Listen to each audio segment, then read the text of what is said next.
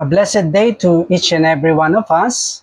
Welcome to our segment, English Teaching of Calvary Chapel, Solano, Philippines. And our title of our topic today is Divisions in the Church, Part 2.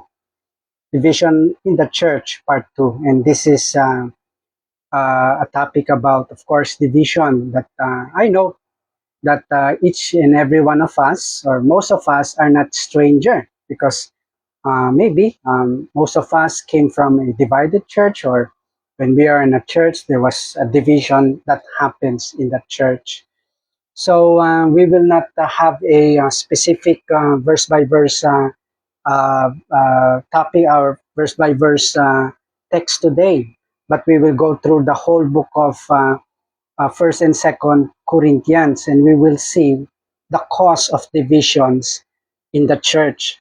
But before going to the proceeding to our topic, let us pray.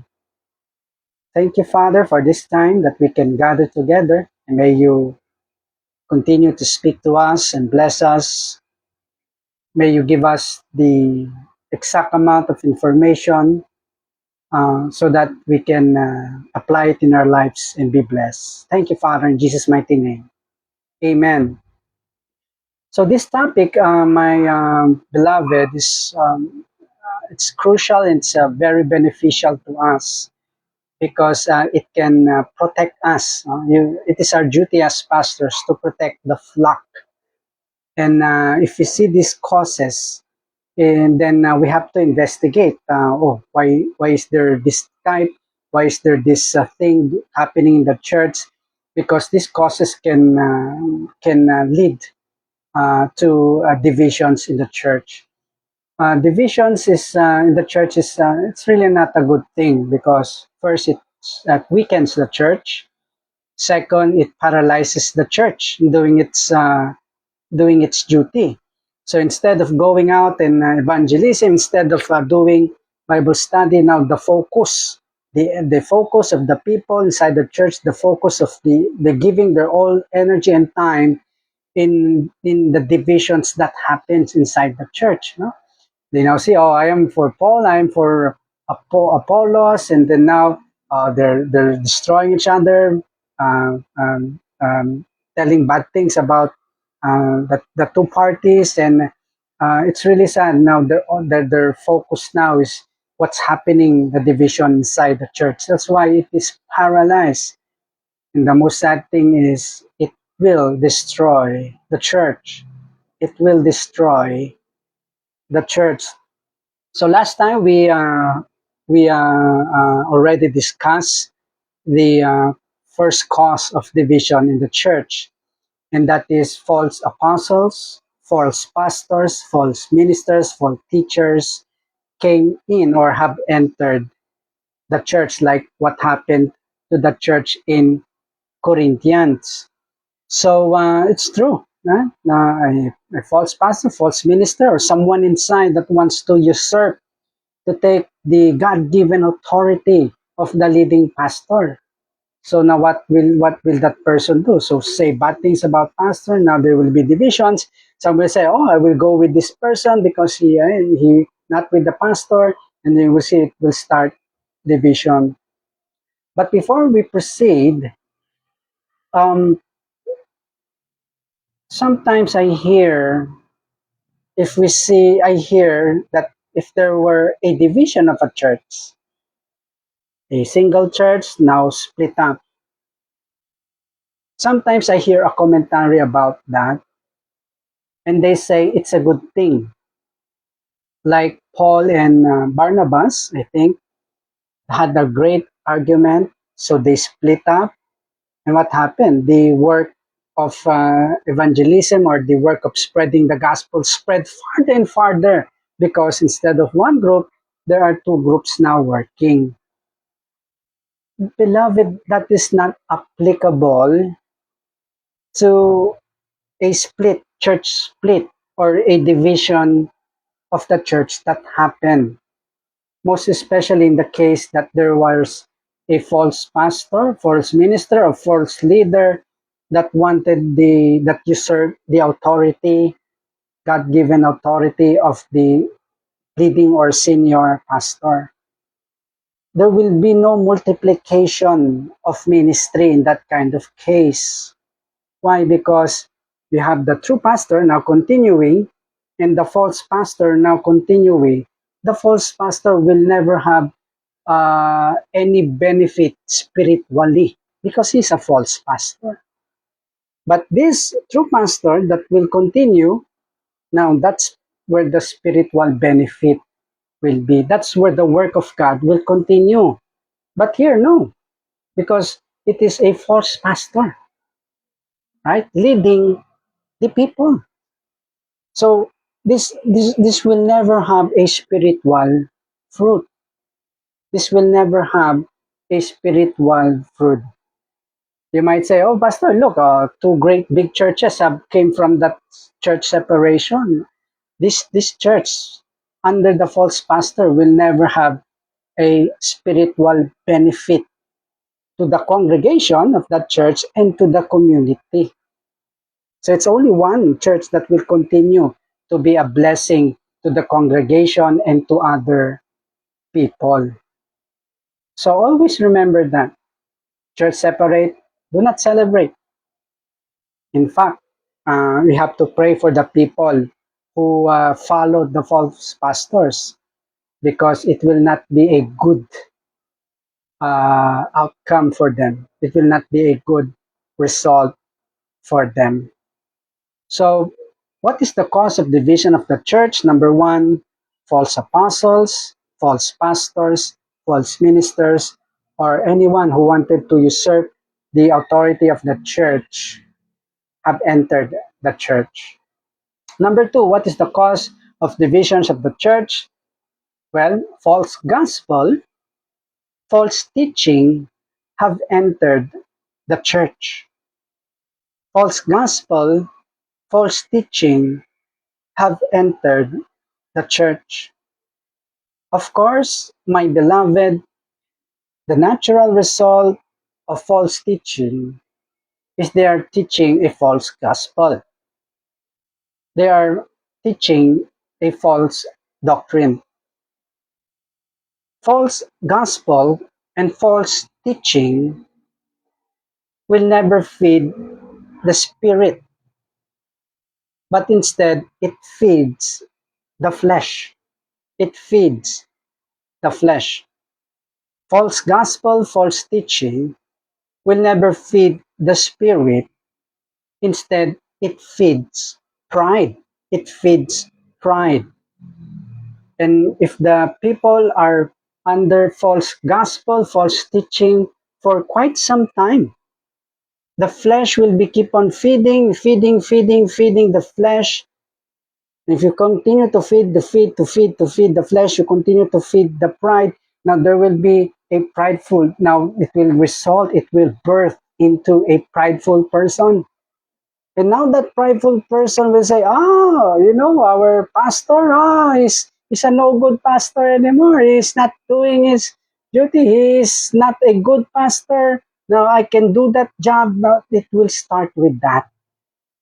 Because false gospel and false teaching feeds the flesh and feeds the pride, which leads to division in the church. We said on our Tagalog teaching that whenever the presence of lies is in a church, it weakens the church spiritually, but it strengthens the church in the flesh and its pride. Whenever there is lies being taught, Sunday in, Sunday out, people are continuing to be exposed, to be fed with lies. The spiritual will be weak, but the flesh will get stronger. I believe this happened to the church of Corinth. Paul started this church. Paul taught the truth. They were strong, I believe. They were united, I believe. But when this false teacher came with the false gospel and false teaching, the people were being fed. The flesh of the people were being fed. The pride of the people were being fed. So eating lies. Stronger the flesh. Now there was pride. Now they say, oh, Paul, no good. Apollos, good. Ah, no. Apollos, good. Paul, no good. So there was pride happening inside the church because the presence of false teaching, the presence of lies. Like we said on the teaching Tagalog segment, truth strengthened the church. Truth strengthened the church. It strengthened it spiritually. So number two, what is the cause of division of the church? Well, there are false gospels have entered, false teaching have entered the church. That's why if there is a division now happening in the church, oh, first I better check my doctrines. I better check my gospel. Oh, why is there division? Oh, maybe I'm now I'm now preaching lies. I'm preaching false teaching. I'm preaching the false gospel or not. Oh, maybe there are people inside the church talking to the members of the church, and now they got some false gospel, false teaching outside, and they're now sharing it inside the church. So, what is the cause of division inside the church? There is false gospel, false teaching have entered the church. And number three, we will stop here. What is the cause of divisions inside the church? Well, they are the presence of carnal people. The presence of carnal people. First Corinthians chapter 3 verse 1 to 4. First Corinthians chapter 3 verse 1 to 4, the Bible says, "And I, brethren, could not speak to you as to spiritual people, but as to carnal, as to babes. I fed you with milk and not with solid food. For until now you were not able to receive it, and even now you are still not able, for you are still carnal. For there are envy, strife, and divisions among you. Are you not carnal and behaving like mere men? For when one says, I am of Paul, and another, I am of Apollos, are you not carnal?" The people inside the church never came to a point of spiritual maturity. They remain babes inside this church. Now what happened maybe in this case is because of false teaching have already entered, like we said. False teaching, they were hearing now the false gospels, false teaching, they were accepting it, they were absorbing it. Now they're feeding the flesh, now they're starting to be carnal. But there is one way to build carnal people inside the church. Do not teach the word of God. If we do not teach the word of God, if we do not feed the people inside the church, they will remain babes, they will remain carnal. If you are in a church that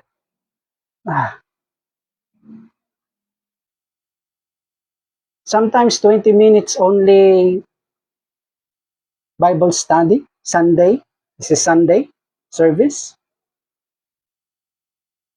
and sometimes in that 20 minutes, no word of God.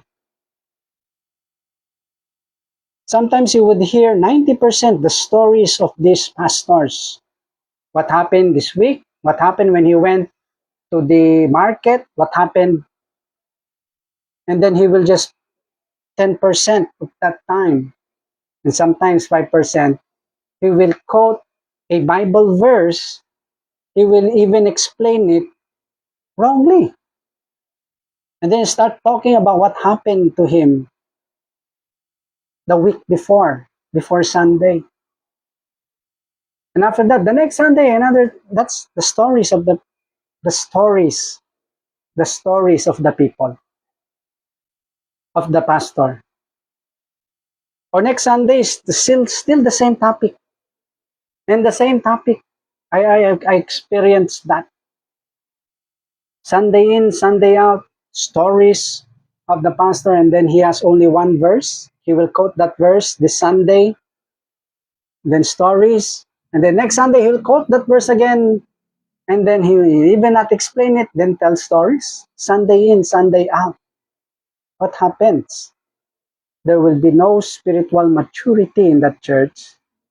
The people will remain carnal, fleshly.